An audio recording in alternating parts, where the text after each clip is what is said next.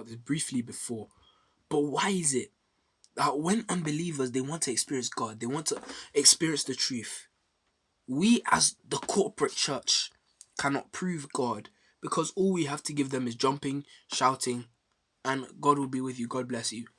Empty and weightless words. That's not what the apostles were doing. That's not what Jesus came to bring. Jesus came to bring a kingdom. We need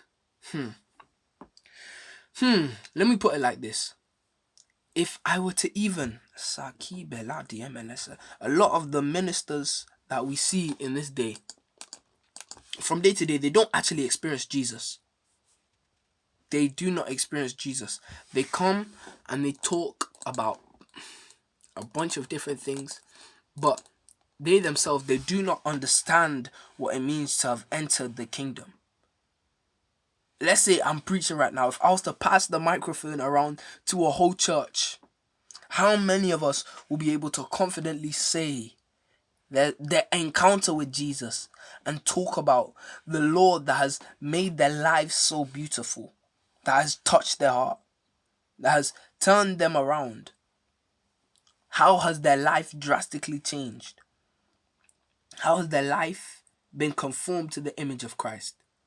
That they will tell their little brother, they'll tell their friend about how their life has changed since they met this person called Jesus, since they met this entity called the Holy Ghost, and that they will want to be part of this kingdom. A lot of us, that's what we're lacking. A lot of us, we've lost hunger for God. I've said this before. We're looking for what he can give, looking for what we can receive from him instead of looking for him. But when you get him, everything, every possibility in him can be released on your life. It just takes faith and action.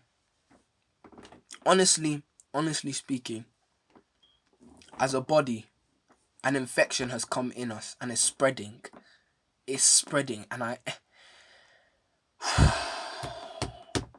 an infection is spreading. An infection of work-based salvation, an infection of not actually knowing the Lord. I remember, yes, when the children of Israel got into the promised land, Joshua and Caleb, they raised elders. People who would do the work of ministry, people who would do blah, blah, blah. Those elders, by the time Joshua and Caleb's generation had died, they came. But the generation after the elders were a generation that did not know God.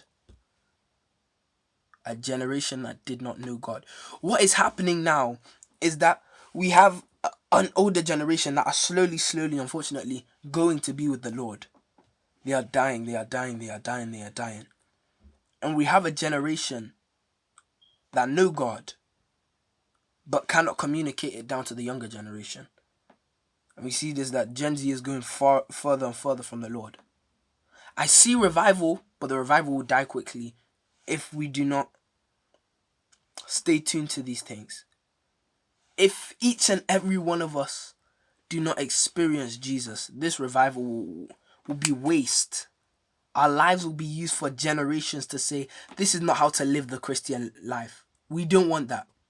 We don't want hundreds and hundreds of years later of people saying, these Christians were false. Make sure you don't be like these people. We don't want that as a body. We need to fix up and we need to follow Christ. I'm talking to myself, but I'm talking to the body as a whole. We need to follow the example of Christ. God bless you. Have a good one.